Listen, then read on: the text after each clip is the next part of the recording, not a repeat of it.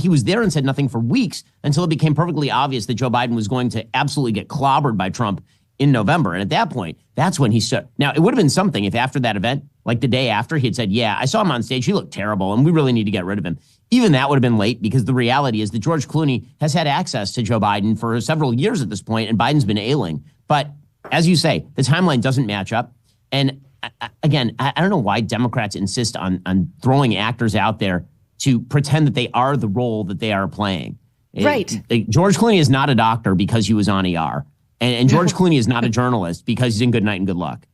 And because he was in One Fine Day with Michelle Pfeiffer back in 1996. You were still in your cradle. But they starred. I loved this movie because I was young, kind of always aspiring journalist back then. I was a practicing lawyer, but I had been told in high school I should be a journalist. It was always in the back of my head. And so I love this movie because she's like this, up and comer. And he worked, I think, for the New York Daily News or something like that. But anyway, it was like the two of them at the height of their fame.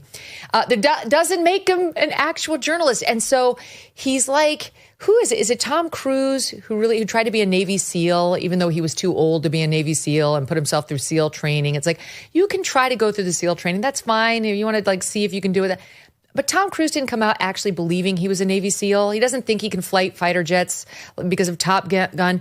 Only George Clooney feels like he's in the position to lecture all of us on how it's done, how it ought to be done, after having been silent, conspicuously silent for the last 4 years. Where's his lecture to the New York Times on how to cover brain infirmities, right?